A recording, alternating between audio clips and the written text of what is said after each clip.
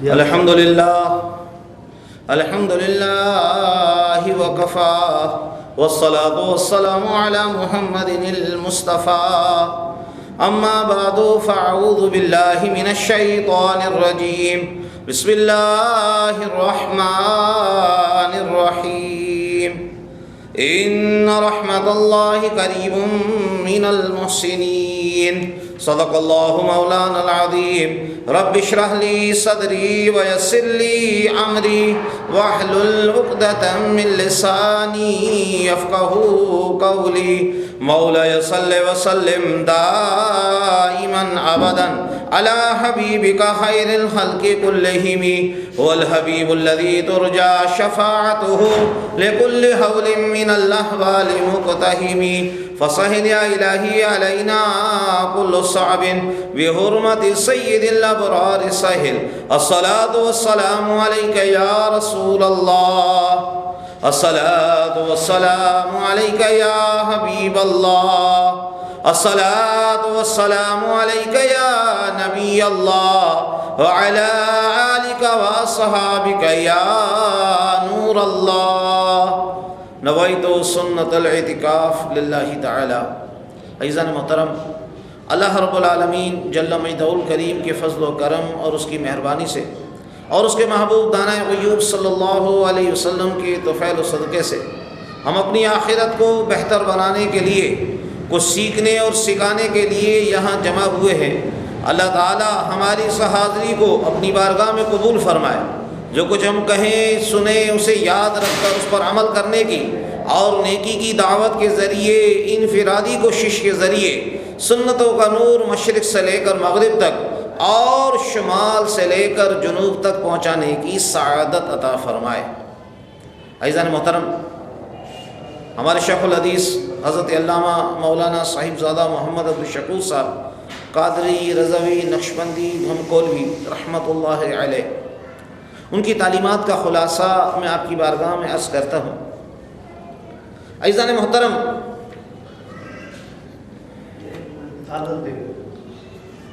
یہ فطرت کا تقاضا ہے کہ انسان پر حالات بدلتے رہتے ہیں،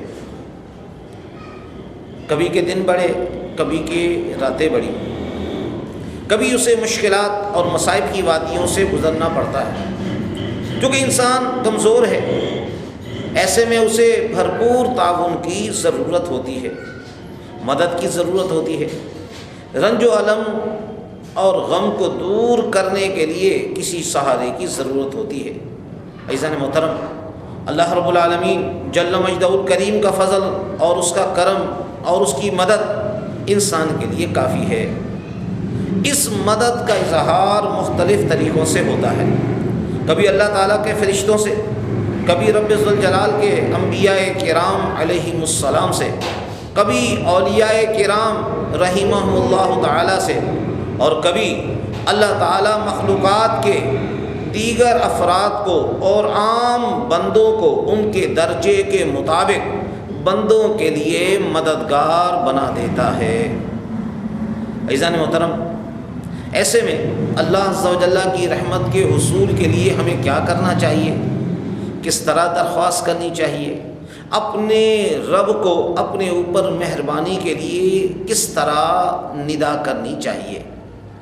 عزیزان محترم، اگر ہم اپنی طرف سے کوئی مضمون بنائیں، اللہ تعالیٰ کے حضور اپنی درخواست پیش کرنے کے لیے کوئی عبارت ہم کہیں تو ہو سکتا ہے اس میں کوئی ایسی کمی ہو کہ وقت و رحمت کے نزول کا ہو، لیکن رب ذوالجلال ان لفظوں سے ناراض ہو جائے، اللہ تعالیٰ ان جملوں کی وجہ سے ناراض ہو جائے۔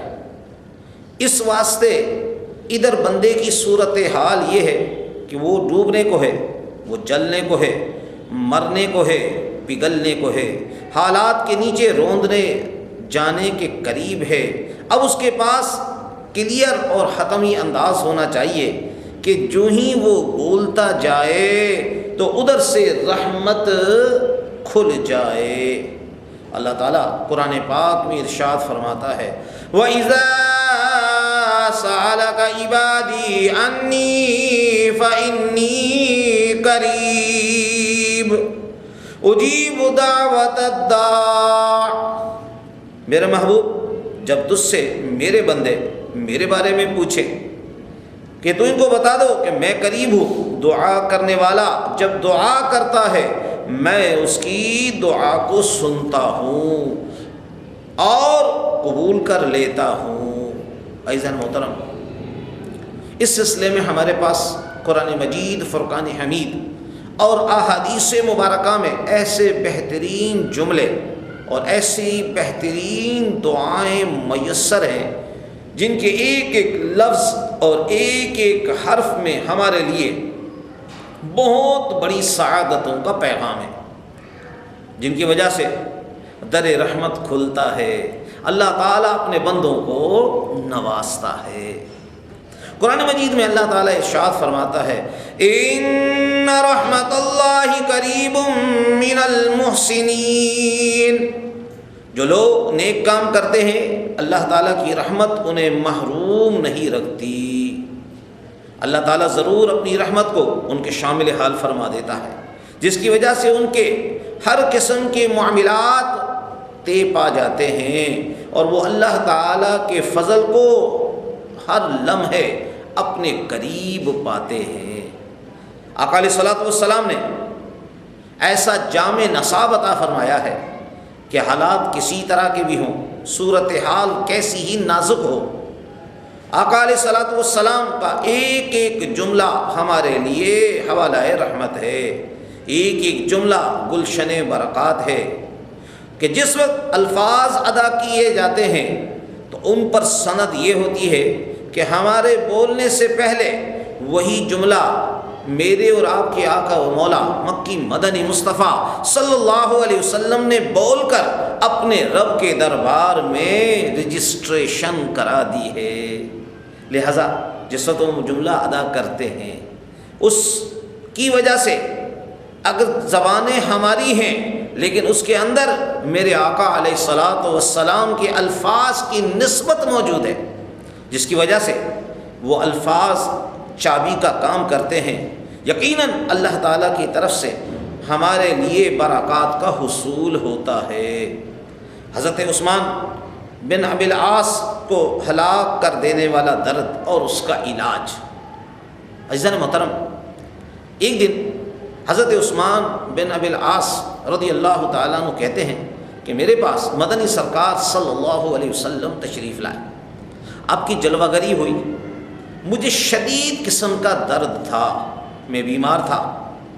آقا علیہ الصلوۃ والسلام نے مجھے ارشاد فرمایا اپنے ہاتھ کو وہاں رکھو جہاں تجھے درد ہو رہا ہے، قل بسم اللہ ثلاثا، آقا علیہ الصلوۃ والسلام نے فرمایا 3 مرتبہ بسم اللہ الرحمن الرحیم پڑھو۔ پھر آقا علیہ الصلوۃ والسلام نے کہا تم کہو اعوذ بعزت اللہ وقدرتہ من شر ما اجد، 7 مرتبہ یہ کہو کہ میں اللہ عز و جل کی عزت اور قدرت کی پناہ مانگتا ہوں ہر اس بیماری کے شر سے جو میں محسوس کر رہا ہوں۔ یعنی 3 مرتبہ بسم اللہ الرحمن الرحیم پڑھنا ہے اور 7 مرتبہ اعوذ بعزت اللہ وقدرتہ من شر ما اجد، اعوذ بعزت اللہ وقدرتہ من شر ما اجد، 7 مرتبہ اس جملے کو ادا کرنا ہے۔ عزیزان محترم، جیسے ہی یہ کلمات میں نے ادا کیے، ابو داؤد شریف، ترمذی اور نسائی میں یہ الفاظ، یہاں زائد الفاظ موجود ہیں، تو میں نے ایسا ہی کیا تو فوراً جتنا بھی میری تکلیف تھی وہ ختم ہو گئی اور وہ درد دور ہو گیا۔ حضرت عثمان بن ابی العاص رضی اللہ تعالیٰ عنہ کہتے ہیں میں ہمیشہ اپنے خاندان والوں کو، گھر والوں کو، بیوی بچوں کو یہ الفاظ میں پڑھاتا تھا، یاد کرواتا تھا اور ان کو کہتا تھا کہ جس کو جو بیماری ہو اس طرح ہاتھ رکھے اور یہ کلمات پڑھے، اللہ تبارک و تعالی اس کے درد کو دور کر دے گا۔ عزیزان محترم، آقا علیہ الصلوۃ والسلام جن کو اللہ تبارک و تعالیٰ نے رحمت للعالمین فرمایا اور پھر یہ بیان کر دیا کہ میری رحمت محسنین کے قریب ہے، تو آقا علیہ الصلوۃ والسلام کا ایک ایک جملہ بھی رحمت ہے، جس کی وجہ پر کوئی انسان آج بھی یقین کامل کے ساتھ اپنے قلبی خلوص کے ساتھ جب یہ کہتا ہے تو یقیناً اللہ تعالیٰ کی رحمتیں اس کے شامل حال ہو جاتی ہیں۔ کسی کے ذہن میں ایک بات آتی ہے کہ ڈاکٹر صاحب کیا ہمیں یہ پڑھنے کی اجازت بھی ہے کہ نہیں؟ ارے جب میرے آپ کے آقا و مولا مکی مدنی مصطفیٰ صلی اللہ علیہ وسلم نے ایک کو یہ تحفہ دیا تو ساری امت کے لیے اس کی اجازت ہے، لیکن ایک خاص اجازت جو شیوخ کی طرف سے ہوتی ہے، جس کی وجہ سے ان کی ساری محنتیں، ان کے سارے وظائف کی برکات بھی شامل ہو جاتی ہیں، اور اس اجازت کا بھی یقیناً اثر ہوتا ہے، تو اس کی بھی اجازت ہی اجازت ہے کہ مجھے مشائخ بغداد شریف نے تمام اوراد و وظائف کی جو اجازت دی تھی اس کے ساتھ میں اس کو بیان کر رہا ہوں، لہذا اس میں کسی طرح کی کوئی رکاوٹ نہیں ہے۔ اب ہم یقین کامل رکھتے ہوئے رب ذوالجلال کے فضل کی طرف نگاہ کرتے ہوئے آقا علیہ الصلوۃ والسلام کے دامن رحمت کو تھامتے ہوئے اپنے شیوخ کے توسل کے ساتھ پڑھیں۔ ان الفاظ کو جس وقت ادا کریں گے اللہ تعالی کی طرف سے یقیناً رحمتوں کا نزول ہو جائے گا۔ صلو علی الحبیب صلی اللہ علی محمد وعلی آلہ وصحابہ وبارک وسلم۔ توبوا الی اللہ، استغفر اللہ، صلو علی الحبیب صلی اللہ علی محمد وعلی آلہ وصحابہ وبارک وسلم۔ عزیزان محترم، جب انسان کسی دکھ میں، درد میں اور مصیبت میں مبتلا ہو جائے اس کے لیے ایک اور بھی نسخہ ہے۔ حضرت مولا کائنات شیر خدا رضی اللہ تعالیٰ عنہ سے روایت ہے، آپ فرماتے ہیں کہ آقا علیہ الصلوۃ والسلام نے کچھ کلمات کی مجھے تلقین کی ہے، وہ کلمات مجھے یاد کروائے ہیں۔ حضرت علی رضی اللہ تعالیٰ عنہ کہتے ہیں آقا علیہ الصلوۃ والسلام نے تلقین بھی کی اور حکم بھی دیا کہ اگر مجھے کوئی دکھ ہو، مجھ پر کوئی مصیبت آئے، حالات سخت ہو جائیں تو میں یہ کہوں لا الہ الا اللہ الکریم العظیم سبحانہ تبارک اللہ رب العرش العظیم الحمد للہ رب العالمین۔ یہ کلمات آقا علیہ الصلوۃ والسلام نے حضرت علی رضی اللہ تعالیٰ عنہ کو سکھائے۔ اچھے کلام کے ہر جملے سے بندے کو برکتیں ملتی ہیں، لیکن بعض کلمات کو بعض حالات کے ساتھ مناسبت ہے۔ جس طرح لوہا سارا ایک طرح کا ہے، مگر جس وقت اس کے دندانے بنتے ہیں تو کوئی چابی کسی تالے کے لیے کام دیتی ہے اور کوئی چابی کسی دوسرے کے لیے کام کرتی ہے، کیونکہ اس کی مناسبت ہوتی ہے۔ ایسے ہی خیر تو ان سب کلمات میں ہے، لیکن بطور خاص احوال کے لحاظ سے اللہ تعالیٰ کا کرم برستا کیسے ہے۔ محبوب صلی اللہ علیہ وسلم کا مقام ہے کہ جو فرمایا کرتے تھے کہ میں اس لیے مسکرایا ہوں کہ میرا رب مسکرایا ہے۔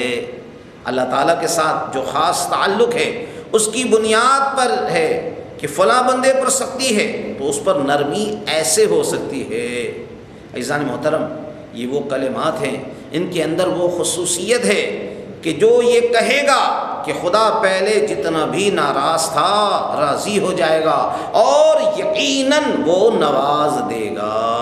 اسی واسطے آقا علیہ الصلوۃ والسلام فرمانے لگے اے علی جب مصیبت آ جائے تو یہ کلمات پڑھا کرو۔ حضرت علی کہتے ہیں میں یہ کلمات پڑھتا تھا، اللہ تعالیٰ شفا عطا فرما دیتا تھا۔ پھر انہوں نے یہ وظیفہ لوگوں کو سکھایا بھی ہے۔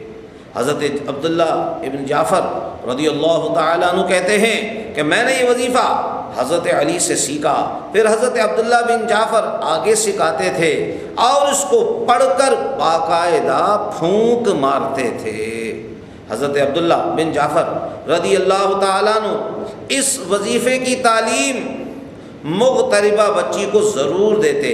مغتربہ وہ لڑکی ہے جس کی شادی اجنبیوں میں کی جائے، اس کی شادی اپنے رشتہ داروں میں نہ ہو، اس کو مغتربہ کہا جاتا ہے۔ حضرت عبداللہ بن جعفر رضی اللہ تعالیٰ عنہ بالخصوص اپنے خاندان کی اس بچی کو یہ دعا ضرور یاد کرواتے تھے جس کی شادی اجنبیوں میں ہوتی تھی کہ تم یہ وظیفہ پڑھتی رہا کرو، اللہ تعالیٰ کا فضل تمہارے شامل حال ہو جائے گا۔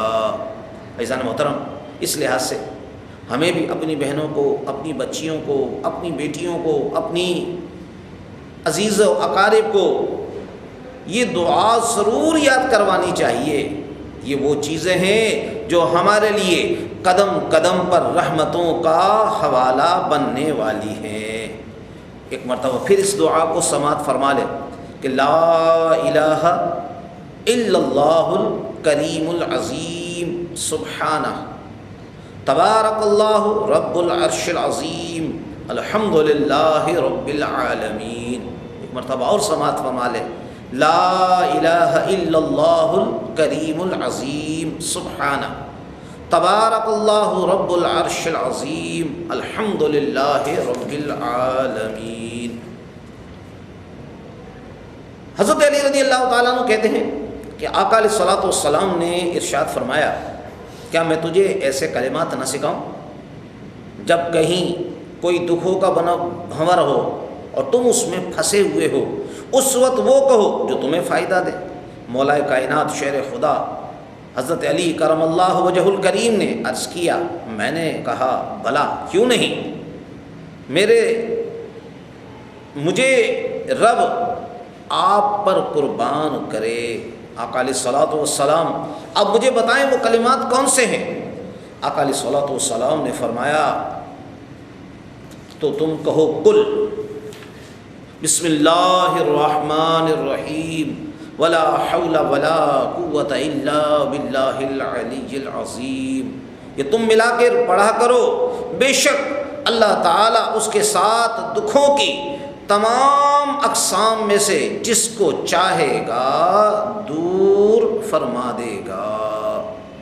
مصیبتوں کی جتنی اقسام ہیں ان سب کے لیے ایک علاج کافی ہے، تم صدق دل سے اللہ تعالیٰ کی رحمتوں کی امید رکھتے ہوئے میرے کہنے کے مطابق اس ترتیب کے ساتھ انہی کلمات کو پڑھو گے، اللہ تعالیٰ تمہیں دکھوں اور مصیبتوں سے نجات عطا فرمائے گا۔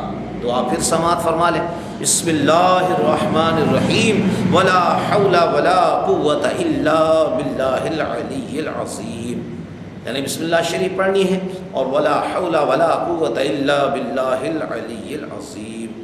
صلوا علی الحبیب صلی اللہ علی محمد وعلی آلہ واصحابہ وبارک وسلم۔ توبوا الی اللہ استغفر اللہ۔ صلوا علی الحبیب صلی اللہ علی محمد وعلی آلہ واصحابہ وبارک وسلم۔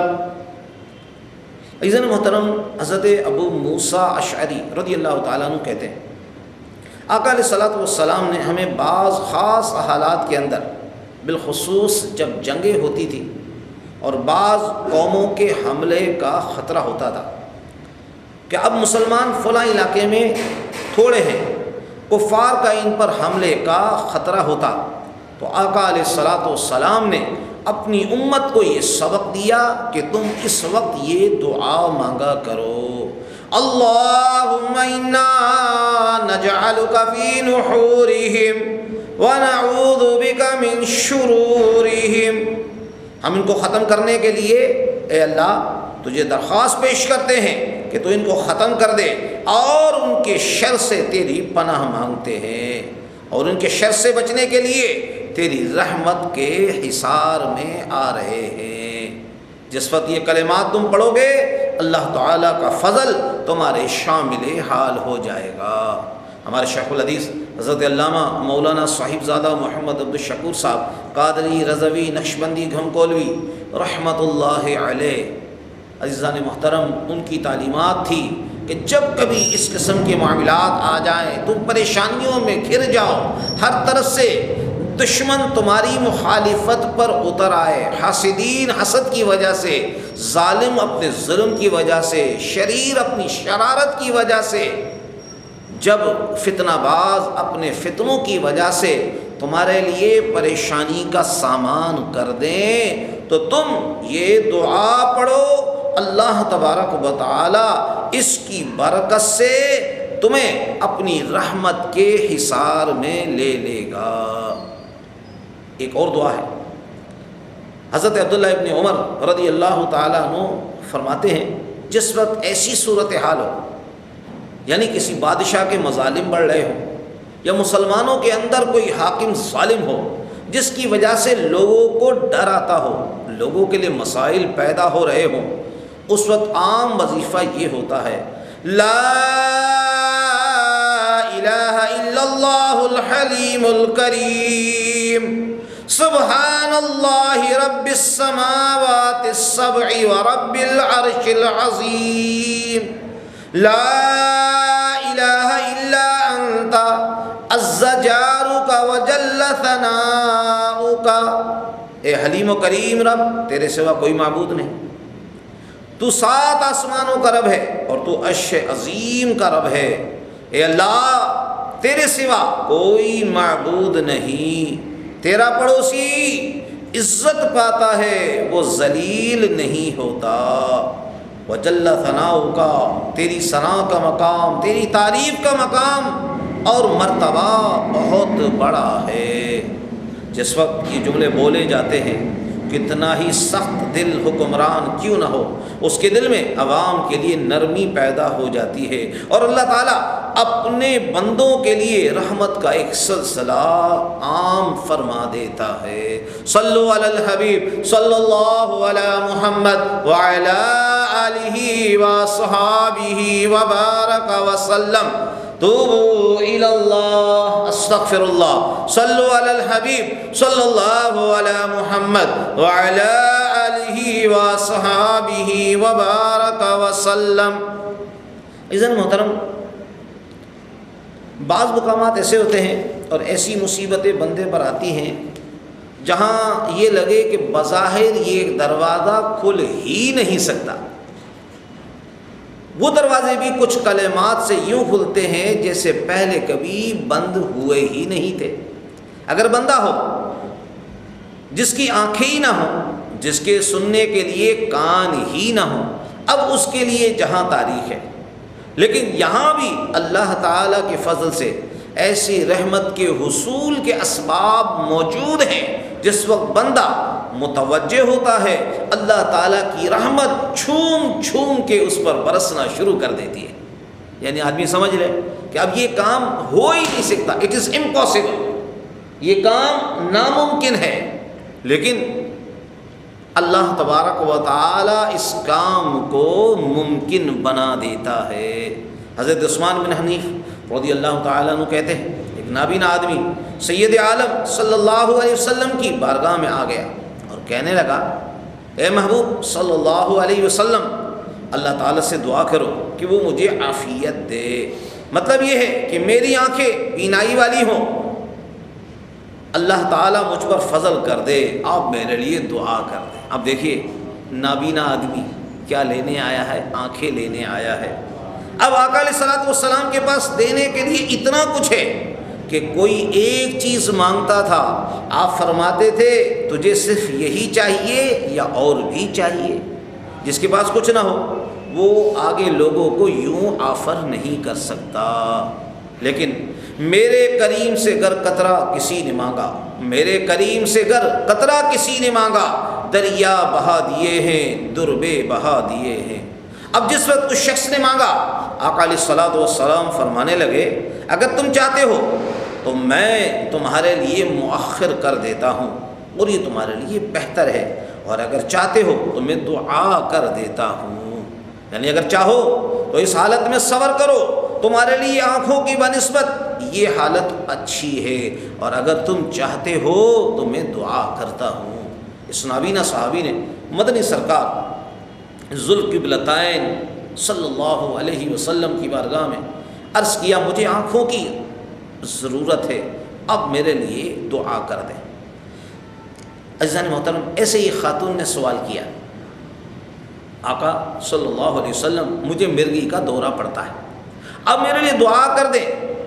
آپ نے اسے بھی اختیار دیا تھا، اگر تم چاہو تو میں دعا کر دیتا ہوں، اور تم چاہو تو اس پر صبر کرو، تمہیں جنت مل جائے گی۔ تو اس نے عرض کیا تھا، میں اس پر صبر کرتی ہوں، آپ میرے لیے جنت کا اعلان فرما دیں۔ ان کا انداز اپنا تھا اور اپنا ذوق تھا، لیکن نابینا صحابی کا انداز اپنا ہے۔ اس صحابی کا کوئی ناقص فیصلہ نہیں، اگر سارے جنت مانگے جاتے تو شاید شک والے کہتے کہ جنت کا تو پتہ نہیں ملتی ہے یا نہیں۔ ان کو آنکھیں ملتی تو پھر پتہ چلتا کہ ان کی باتیں مانی جاتی ہیں۔ جہاں پر مجمع علیحدہ ہے، جہاں سرکار صلی اللہ علیہ وسلم نے فرمایا تم یہ جا کے کرو، اور وہ غائبانہ بیٹھے ہوئے اللہ تعالیٰ سے دعا کر رہے ہیں، اور دعا میں حوالہ مدنی سرکار ذوالقبلتین صلی اللہ علیہ وسلم کا دے رہے ہیں۔ اللہم انی اسألک واتوجہ الیک بمحمد نبی الرحمہ۔ عزیزان محترم، ترجمہ کیا ہے؟ اے اللہ میں تجھ سے سوال کرتا ہوں، اور میں محمد مصطفیٰ صلی اللہ علیہ وسلم جن کا نام نبی رحمہ ہے، میں ان کو ساتھ لے کر ان کے وسیلے سے دعا کرتا ہوں۔ عزیزان محترم، اب دیکھیے کہ آقا علیہ الصلوۃ والسلام کے وسیلے سے دعا مانگی جا رہی ہے۔ پھر صرف یہی نہیں کہا، اللہ تعالیٰ کو کہا کہ نبی علیہ الصلوۃ والسلام کو کہا تم میرے ساتھ ہو جاؤ، یا محمد۔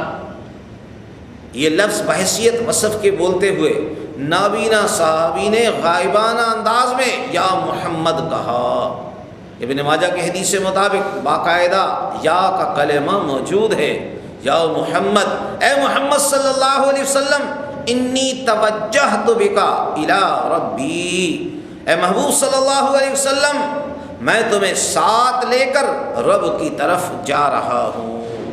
اللہ تعالیٰ کی بارگاہ میں عرض کی کہ میں تیری بارگاہ میں تیرے محبوب کو ساتھ لے کر آیا ہوں، تمہارے دربار میں تمہارا نام پیش کر رہا ہوں، یعنی رب کی بارگاہ میں تمہارا نام پیش کر رہا ہوں۔ کیوں؟ فی حاجتی ہذہ لتقضی، تاکہ جو میری حاجت ہے وہ پوری ہو جائے۔ فی حاجتی ہذہ لتقضی، تاکہ جو میری حاجت ہے وہ پوری ہو جائے۔ آقا علیہ الصلوۃ والسلام نے اس جگہ لفظ وہ دیا جو کروڑوں حاجتوں کو شامل ہو۔ اگر یہ ہوتا کہ جو میرا نابینا پن ہے یہ دور ہو جائے، یہ لفظ آ جاتے تو پھر یہ دعا صرف نابینا کے لیے کافی ہوتی، دوسرے لوگوں کی بیماریوں اور مسائل کے لیے اس دعا کا فائدہ شاید نہ ہو سکتا۔ لیکن آقا علیہ الصلوۃ والسلام نے ایسا جامع لفظ عطا فرما دیا کہ جو بھی حاجت ہو حاجت بول دو، وضو کرو، یہ کلمات پڑھو اور دعا مانگو، اللہ عز و جل تمام حاجتوں کو پوری فرما دے گا۔ آخر فرمایا اللہم فشفعہ فی، اے اللہ عز و جل میرے محبوب صلی اللہ علیہ وسلم کی سفارش میرے حق میں قبول فرما۔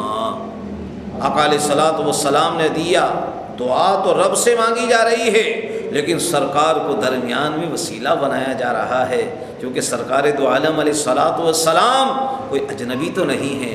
دعا کے اندر بھی سرکار کو خطاب ہے، پہلے اسألک سے، آخر میں اللہم سے اللہ تعالیٰ کو خطاب ہے، لیکن درمیان میں صلی اللہ علیہ وسلم سرکار دو عالم علیہ الصلوۃ والسلام کو کہا یا محمد انی توجہت بکا، میں آپ کے ذریعے آپ کے رب کی طرف متوجہ ہوتا ہوں۔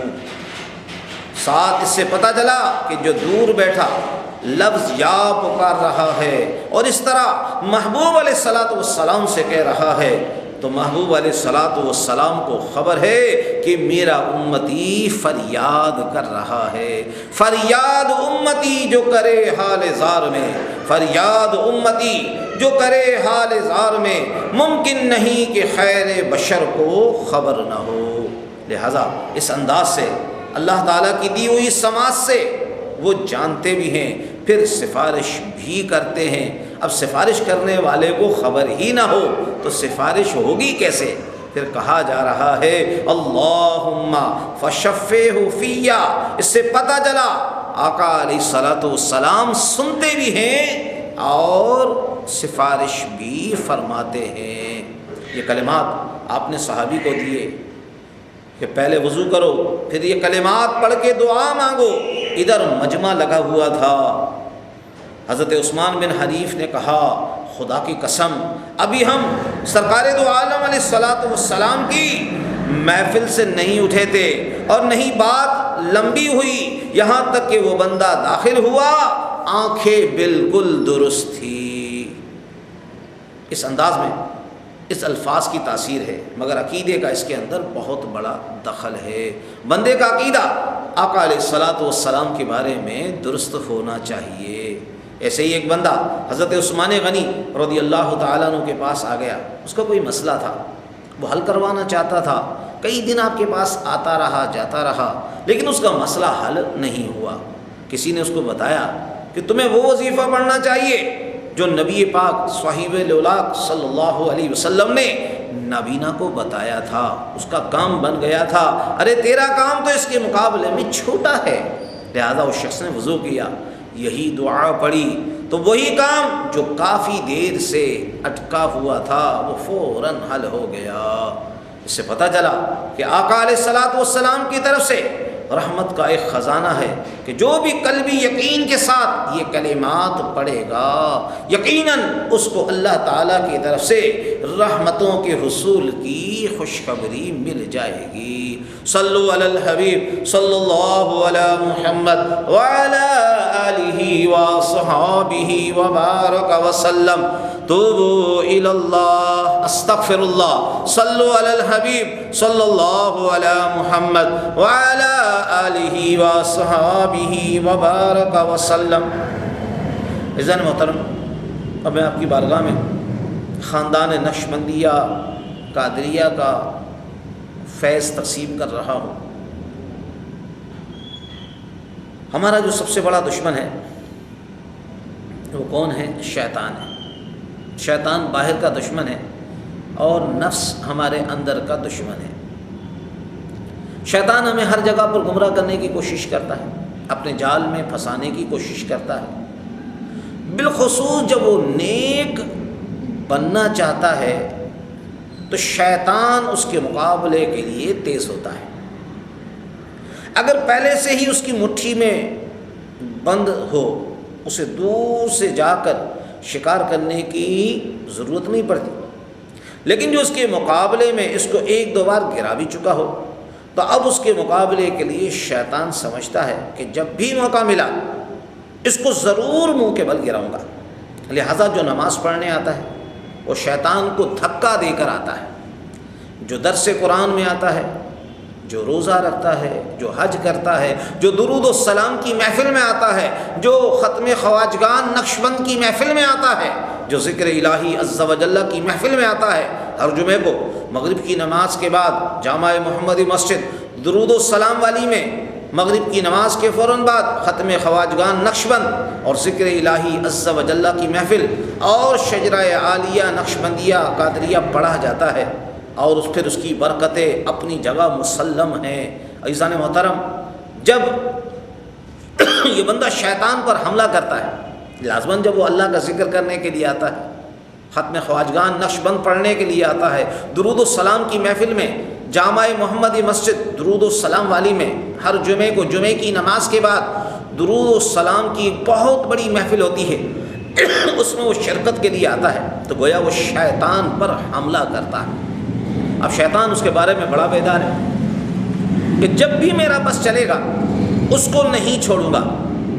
اس واسطے جتنے بھی نیکی کے کام ہوتے ہیں وہاں نیکی کر لینے کے بعد شیطان کے شدید حملے کا خطرہ ہوتا ہے، اس کے چیلے سارے اکٹھے ہوتے ہیں، اس کی کوشش یہ ہوتی ہے کہ ایک بار تو یہ آیا ہے، آئندہ اس کو نہیں آنے دوں گا۔ بالخصوص مدنی سرکار ذوالقبلتین صلی اللہ علیہ وسلم کا یہ فرمان جامع الاحادیث میں موجود ہے۔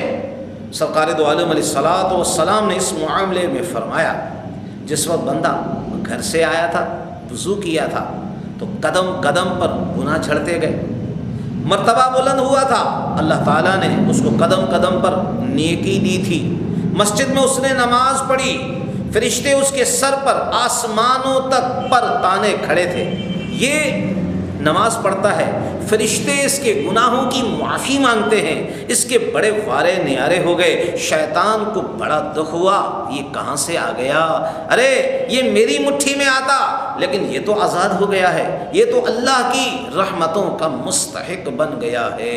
اب اس کو غصہ ہے، اس نے اپنا لشکر تیار کیا، ہمیں تو وہ نظر نہیں آتا، لیکن ہم اس کی نگاہ سے فیض پانے والے ہیں، جنہیں وہ کچھ نظر آتا ہے جو ہم میں سے کسی کو نظر نہیں آتا۔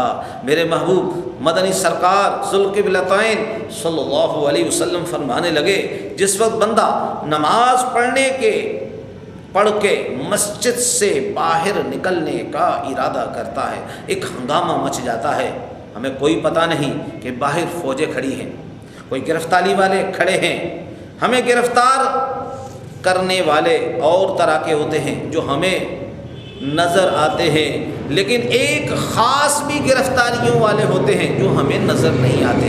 کیا کرتے ہیں؟ سرکار دو عالم صلی اللہ علیہ وسلم آپ فرماتے ہیں، جو ہی یہ اپنی جگہ سے اٹھتا ہے، ابھی اس نے دروازے تک جانا ہے تو شیطانی لشکر آواز دیتے ہیں کہ نمازی کے نکلنے کا وقت آ گیا، وہ نکل رہا ہے، اب اٹھ بیٹھا ہے اور دروازے کے قریب آ رہا ہے۔ وہ سارے دوڑتے دوڑتے اکٹھے ہو جاتے ہیں کہ ایک سے شاید یہ قابو میں نہ آئے، سارے جمع ہو گئے۔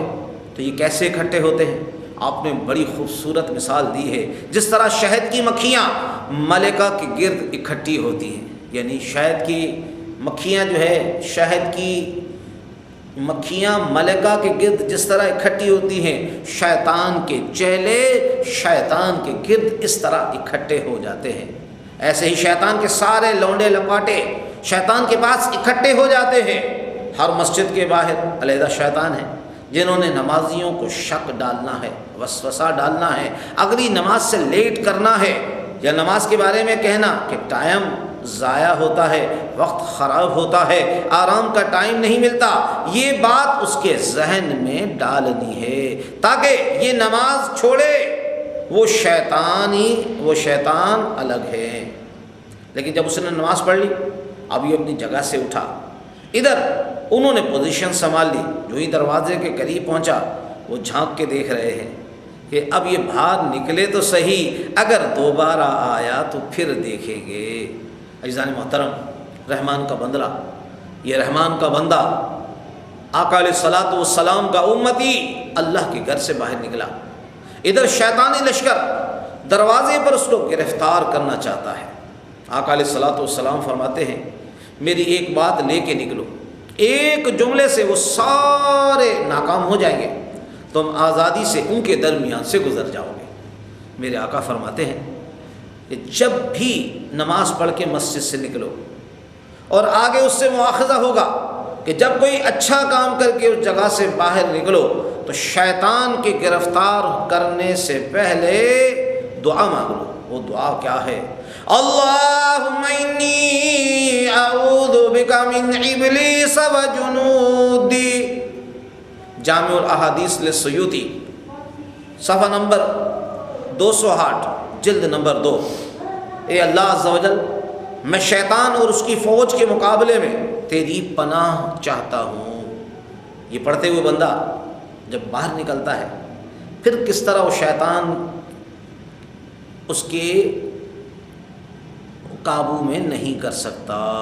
عزیزان محترم، وہ نادیدہ دشمن جس کو ہم ویسے مارنا چاہیں تو ڈنڈا بھی نہیں مار سکتے، لیکن آقا علیہ الصلوۃ والسلام نے ایک بہترین اسلحہ دے دیا کہ یہ اسے لگے گا جو تمہیں نظر نہیں آتا۔ عزیزان محترم، تم ان کلمات طیبات کی طرف آ جاؤ، یہ کتنا بڑا سہارا ہے۔ جس وقت تم یہ پڑھو گے یقیناً اللہ تعالیٰ کا فضل تمہارے شامل حال ہو جائے گا اور کسی طرح کوئی مصیبت باقی نہیں رہے گی۔ صلو علی الحبیب صلی اللہ علی محمد وعلی آلہ وصحابہ وبارک وسلم۔ تو جب بھی ہم مسجد سے باہر نکلیں، کوئی نیک کام کر کے نکلیں، تو یہ دعا پڑھ لیں، اللہم انی اعوذ بک، اے اللہ میں تیری پناہ چاہتا ہوں، من ابلیس و جنودہ، اس کے لشکر سے۔ انشاءاللہ عز وجل ہم شیطان اور اس کے لشکر سے بچ جائیں گے اور اللہ تعالیٰ کی رحمت کے ہم حصار میں آ جائیں گے۔ عزیزان محترم، آج کے ماحول میں قرض یہ بھی ایک بہت بڑی بیماری ہے۔ قرض کے لحاظ سے دعائیں بھی لوگ کرواتے ہیں اور ان کا فائدہ بھی ہوتا ہے، لیکن سرکار دو عالم نور مجسم رحمت عالمیان صلی اللہ علیہ وسلم نے بیان کیا، وہ وظیفہ ہم کیوں نہ پڑھیں اور اس کی برکات کو قرض ختم کرنے کے لیے کیوں نہ حاصل کریں۔ آقا علیہ الصلوۃ والسلام کا یہ فرمان حضرت مولا کائنات شیر خدا رضی اللہ تعالیٰ عنہ سے مروی ہے۔ آقا علیہ الصلوۃ والسلام نے فرمایا، اے علی، اگر تم پر پہاڑوں جتنا قرضہ بھی ہو تو یہ کلمات پڑھو گے تو قرضہ ختم ہو جائے گا۔ عزیزان محترم، اب صرف بات ہے یقین کی۔ آقا علیہ الصلوۃ والسلام کے بتائے ہوئے نسخے ناقص نہیں ہو سکتے، اصل میں بات بھی بڑی ہوتی ہے، پھر اس کے مطابق زبان بھی ہوتی ہے، اور پھر کچھ نہ کچھ مناسبت بھی اس دربار سے موجود ہونی چاہیے۔ بہرحال اصل تو یہ وظیفہ ہے، آگے پھر شرائط بھی پوری کرنی چاہیے۔ آقا علیہ الصلوۃ والسلام نے ارشاد فرمایا، اگر پہاڑوں جتنا بھی قرض ہوگا تو وہ قرض ادا کر دیا جائے گا، وہ قرض ختم ہو جائے گا۔ وہ دعا کیا ہے؟ اللہم اکفنی بحلالک عن حرامک واغننی بفضلک عمن سواک۔ اے اللہ عز و جل، حرام کے مقابلے میں اپنا حلال میرے لیے کافی کر دے، اور اپنے فضل کے ساتھ اپنے غیر سے مجھے بے نیاز کر دے۔ اے اللہ عز و جل میرے لیے حلال کو کافی کر دے۔ اس سے پتہ چلا روزی پاک ہوتی ہے تو قرض ختم ہو جاتے ہیں۔ تو عزیزان محترم، پھر آگے فرمایا، اپنا فضل مجھے دے کر غنی بنا دے، یعنی اپنے سوا چیزوں کا مجھے محتاج نہ رکھ، یعنی میری محتاجی کو ختم کر دے اور اپنے فضل سے مجھے بے نیاز کر دے، اپنے فضل سے مجھے غنی بنا دے۔ یہ وہ کلمات ہیں کہ اگر پہاڑوں جتنا بھی قرضہ ہوگا اس کی وجہ سے سارے قرض ختم ہو جائیں گے۔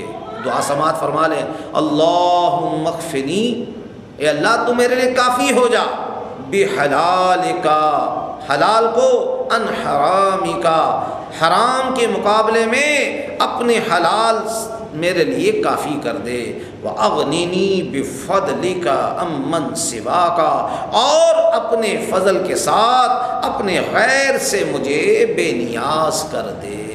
صلو علی الحبیب صلی اللہ علی محمد وعلی آلہ وصحابہ وبارک وسلم۔ عزیزان محترم، ایک بہت بڑا مسئلہ ہے جس کے بارے میں لوگ پوچھتے رہتے ہیں۔ ہمارے پاس ایک بہت بڑی تعداد مطب پر آتی ہے، موبائل کے ذریعے، ٹیلی فون کے ذریعے، انٹرنیٹ کے ذریعے۔ ہماری ویب سائٹ ہے www.faizanraza.org۔ الحمدللہ عز و جل اس ویب سائٹ پر الحمدللہ عز و جل ہمارے بہت سارے بیانات ہیں، جو پھولوں کا، مدنی پھولوں کا مدنی گلدستہ ہے۔ تو بہت سارے لوگ ہم سے سوالات کرتے ہیں، ہمارے مطلب میں بھی آتے ہیں، ہمارے پاس بالمشافہ گفتگو کر کے ہم سے لوگ یہ پوچھتے رہتے ہیں کہ مجھے بڑے نامناسب خیالات آتے ہیں، میرے دل میں ایسی ایسی باتیں آتی ہیں کہ اگر میں وہ زبان پہ لاؤں تو کفر ہے۔ جو لوگ اپنی ایسی حالتیں بیان کرتے ہیں، ان کے بارے میں مدنی سرکار صلی اللہ علیہ وسلم کا فرمان موجود ہے۔ حضرت عبداللہ ابن عباس رضی اللہ تعالیٰ عنہ سے حضرت ابو زمیل نے شکایت کی، مجھے طرح طرح کے بڑے وساوس آتے ہیں۔ تو حضرت عبداللہ ابن عباس رضی اللہ تعالیٰ عنہ نے فرمایا، یہ تو کوئی مسئلہ نہیں ہے، ایک آیت پڑھو سارے مسائل حل ہو جائیں گے۔ حضرت عبداللہ ابن عباس رضی اللہ تعالیٰ عنہ فرمانے لگے، یہ پڑھا کرو، هو الاول والآخر والظاہر والباطن وهو بكل شيء علیم۔ یہ آیت اس سلسلے میں نسخہ کیمیا ہے، اس کے پڑھنے سے دل کے وساوس ختم ہو جاتے ہیں، دل وسوسوں سے بالکل محفوظ ہو جاتا ہے، اور ایک ایسی تجلی بندے کے دل میں محفوظ رہے گی جس کی وجہ سے اس کے لیے آسانیاں اور سہولتیں ہی سہولتیں پیدا ہو جائیں گی۔ دعا دوبارہ سماعت فرما لیں، هو الاول والآخر والظاہر والباطن وهو بكل شيء علیم۔ یہ سورۃ الحدید پارہ نمبر 27 آیت نمبر 3 ہے۔ صلو علی الحبیب صلی اللہ علی محمد وعلی آلہ وصحابہ وبارک وسلم۔ عزیزان محترم، اب یہاں پر میں چند آیات کے خواص آپ کی خدمت میں پیش کرتا ہوں۔ صحابہ کرام رضوان اللہ تعالی علیہم اجمعین کی فوج ایک مہم پر نکلی، ایک جگہ پر چشمہ تھا، وہاں پر انہوں نے ڈیرا لگایا، کچھ دیر کے لیے وہاں پر رہے۔ چشمے کے قریب جو آبادی تھی ان کے لوگ آ گئے کہ ہمارا جو سردار ہے اس کو بچھو نے کاٹا ہے، کیا تم میں سے کوئی دم کرنے والا ہے؟ کیا تمہیں کوئی ایسا کلام آتا ہے جس کی وجہ سے ہمارا سردار صحیح ہو جائے؟ عزیزان محترم، چونکہ صورتحال یہ تھی کہ وہ سارے علاج کروا چکے تھے، انہوں نے اس سردار کے لیے بہت کوشش کی لیکن اس کو فائدہ نہیں ہوا۔ ایک صحابی اٹھے، انہوں نے کہا ٹھیک ہے میں دم کرتا ہوں۔ وہ گئے، سورہ فاتحہ پڑھی، اس کو دم کیا۔ انداز اس صحابی کا یہ تھا کہ آیت پڑھتے تھے پھر دم کرتے وقت تھوڑا سا تھوکتے بھی تھے۔ یہ انداز تحقیر ظاہر کرنے کے لیے نہیں تھا بلکہ شفا کے عطا کرنے کے لیے تھا۔ جس وقت اس انداز میں انہوں نے دم کیا تو صحابہ کرام کہتے ہیں لگتا تھا کہ یہ بیمار نہیں تھا، کسی نے رسی سے باندھا ہوا تھا، اب وہ رسی کھول دی ہے۔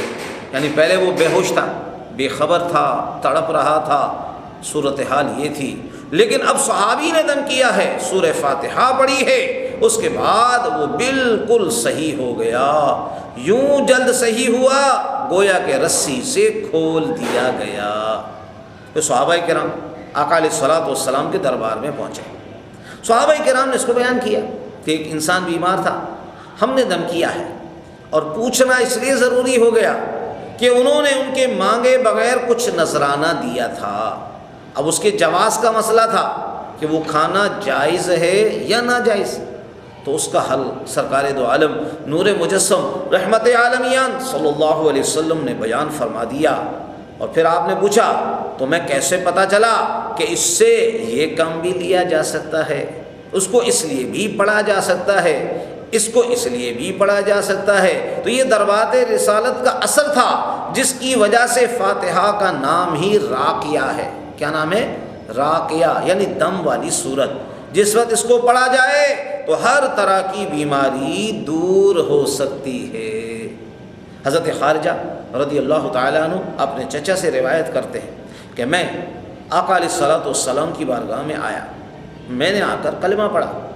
پہلے حضرت خارجہ کے چچا کافر تھے، لیکن جس وقت انہوں نے کلمہ پڑھا تو فوراً ساتھ پڑھنا بھی شروع کر دیا۔ اب کلمہ پڑھا ہے تو جو کچھ قرآن اترا ہے اس کو کچھ نہ کچھ یاد کریں۔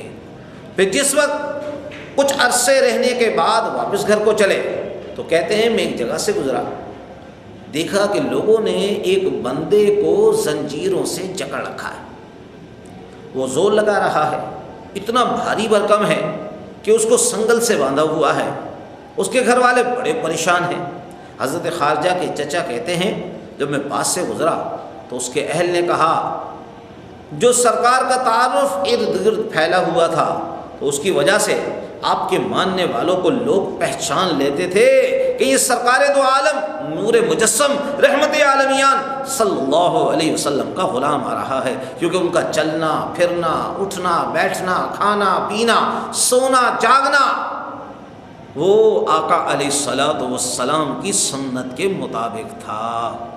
جب وہ غلام کو دیکھتے تھے تو مدنی سرکار صلی اللہ علیہ وسلم کی یاد تازہ ہو جاتی تھی۔ عزیزان محترم، اس بندے کے گھر والوں نے کہا جو خود ابھی مسلمان نہیں ہوئے تھے، ایک گزرنے والے، ہمیں پتہ چلا ہے کہ تمہارے جو نبی ہیں یہ خیر لے کر آئے ہیں، ان کے پاس بھلائی بہت ہے، ہمیں یہ بتایا گیا ہے۔ عزیزان محترم، ان صاحبہ کے لفظ سے معلوم ہوتا ہے کہ یہ خود دین سے محروم ہیں۔ سرکار دو عالم علیہ الصلوۃ والسلام کے بارے میں کہتے ہیں کہ اے گزرنے والے، تیرے نبی کے متعلق ہمیں پتہ چلا ہے ان کے پاس بڑی رحمتیں ہیں، بڑی برکتوں کے خزانے ہیں، ہمارا یہ بندہ بیمار ہے، ہم نے اس کو حیوانوں کی طرح جکڑا ہوا ہے، اگر تیرے پاس کچھ ہے تو اس کو دم کر تاکہ اس کا مسئلہ حل ہو جائے۔ حضرت خارجہ کے چچا کہتے ہیں میں گزر رہا تھا، جب انہوں نے کہا کیا تیرے پاس کچھ ہے تو اس کا علاج کر دے، حضرت خارجہ کے چچا نے کہا ٹھیک ہے میں دم کرتا ہوں۔ یہ کہتے ہیں میں نے فاتحہ پڑھ ڈالی، جس وقت میں نے سورہ فاتحہ پڑھی، فاتحہ پڑھنے کی دیر تھی اس کے سارے مرض بالکل صحیح ہو گئے۔ وہ پاگل، وہ مجنوں جس کو انہوں نے رسیوں سے باندھا ہوا تھا، زنجیروں میں جکڑا ہوا تھا، یہ کہتے ہیں کہ میں نے سورہ فاتحہ پڑھی وہ صحیح ہو گیا۔ تو اس کے گھر والے اتنے خوش ہوئے کہ انہوں نے 100 بکریاں مجھے نذرانے میں پیش کر دی۔ عزیزان محترم، اب اندازہ لگائیے کہ ان کے نزدیک وہ کتنا قیمتی انسان تھا کہ انہوں نے 100 بکریاں نذرانے کے طور پر پیش کی۔ اس سے یہ ثابت کرنا مقصود نہیں کہ کوئی تعویذوں کے دھندے اور کاروبار کے لیے ایسا سلسلہ شروع کر دے، یعنی اس میں نفس جواز تھا کہ جس وقت انہوں نے اپنی طرف سے نذرانہ پیش کیا تو اس صحابی نے وہ نذرانہ قبول کر لیا، لیکن یہ طے کر لینا کہ اتنے پیسے لوں گا پھر میں تعویذ دوں گا، یا اپنا ریٹ آویزہ کر دیا، یا اس سلسلے میں لوگوں کو کہنا اور مانگنا یا کسی سے کہلوانا، پھر کلمات طیبات کی بیع و شراء کا معاملہ بن جائے گا جو کہ صحیح نہیں ہے۔ عزیزان محترم، یہ ان کا خلوص تھا جو انہوں نے ایسا کیا، اس میں کوئی حرج بھی نہیں تھا۔ آقا علیہ الصلوۃ والسلام کے ان فرامین میں سب کچھ واضح طور پر موجود ہے۔ عزیزان محترم، اب آپ ایک بات اور بھی ذہن میں رکھ لیجئے کہ سورہ فاتحہ جس کو سورہ شفا بھی کہا جاتا ہے، جب انسان اس کو پڑھتا ہے اللہ تبارک و تعالی اس سے پاگل پن، دیوانہ پن، مجنوں پن اور لا علاج جو مرض ہیں اللہ تبارک و تعالی ان کو ان امراض سے نجات عطا فرماتا ہے۔ اگر کوئی ہیپیٹائٹس اے بی سی، ڈیلٹا وائرس اور جتنے خطرناک امراض ہیں، ایڈس کا وائرس ہے اور جتنے امراض ہیں، اگر کوئی سورہ فاتحہ کو پڑھے اور پڑھنے کے بعد پانی پر دم کرے، اس کو پیے اور اللہ کی جناب میں دعا کرے، اللہ تعالیٰ اس کی برکت سے اسے ان تمام خطرناک امراض سے نجات عطا فرما دے گا۔ صلو علی الحبیب صلی اللہ علی محمد وعلی آلہ وصحابہ وبارک وسلم۔ حضرت عبداللہ ابن مسعود رضی اللہ تعالیٰ عنہ کہتے ہیں کہ میرے پاس ایک بیمار آدمی آ گیا تو مجھے کہا گیا اس کو دم کرو۔ حضرت عبداللہ ابن مسعود رضی اللہ تعالیٰ عنہ کہنے لگے میں نے اس کے کان میں کچھ کہا، وہ صحیح ہو گیا۔ وہ آدمی بیمار تھا، میں نے دم نہیں کیا، میں نے پڑھ کے پھونک ماری ہو، میں نے صرف اس کے نزدیک منہ کر کے کان میں کچھ کہا تو وہ صحیح ہو گیا۔ جس وہ تو صحیح ہو گیا تو آقا علیہ الصلوۃ والسلام نے پوچھا تم نے اس کے دونوں کانوں میں کیا پڑھا ہے؟ حضرت عبداللہ ابن مسعود رضی اللہ تعالیٰ عنہ کہتے ہیں میں نے پڑھا، نبی علیہ السلام بھی تشریف فرما تھے، آقا علیہ الصلوۃ والسلام کی بارگاہ میں ان کا مرتبہ ایسا تھا کہ ان کو گھر کا فرد بنایا ہوا تھا، کیونکہ حضرت عبداللہ ابن مسعود رضی اللہ تعالیٰ عنہ یہ وہ صحابی ہیں جو سفر و حضر میں مدنی سرکار صلی اللہ علیہ وسلم کے ساتھ رہتے تھے اور آقا علیہ الصلوۃ والسلام کو وضو کرواتے تھے، آقا علیہ الصلوۃ والسلام کے ساتھ ہمیں وقت موجود ہوتے تھے۔ عزیزان محترم، جب وہ بیٹھے ہوئے دم کر رہے تھے، اتنے پردے میں کان میں دم کر دیا، محبوب علیہ الصلوۃ والسلام نے فرمایا کہ اے عبداللہ ابن مسعود، تم نے اس کے دونوں کانوں میں کیا پڑھا؟ یہ آقا علیہ الصلوۃ والسلام کا اپنا انداز ہے۔ ارے جو فرش پہ بیٹھ کر لوح محفوظ کی تحریر پڑھتے ہیں، ابن مسعود کا دل چھپا ہوا نہیں ہے، زبان کے کلمات بھی آپ سے پوشیدہ نہیں ہیں، اس سے حکمت کا اظہار مقصود تھا۔ آپ نے فرمایا بتاؤ تم نے کیا پڑھا؟ تو کہنے لگے یا رسول اللہ صلی اللہ علیہ وسلم، سورۃ المومنون کی آخری آیات میں نے پڑھی ہیں، افحسبتم انما خلقناکم عبثا وانکم الینا لا ترجعون، اس سے لے کر آخر تک ارحم الراحمین تک پڑھنا ہے۔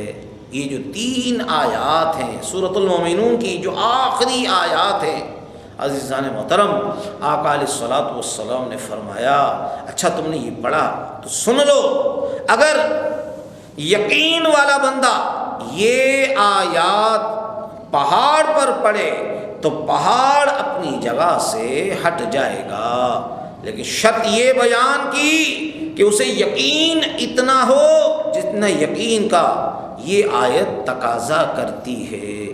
آپ نے فرمایا تم نے ان آیات کو پڑھ کے ایک چھوٹی سی بیماری کو دور کر دیا، تمہیں یہ پتہ نہیں کہ تمہارے اس قرآن میں اتنی طاقت ہے، اتنا پاور ہے جس سے پہاڑ بھی اپنی جگہ سے ہٹائے جا سکتے ہیں۔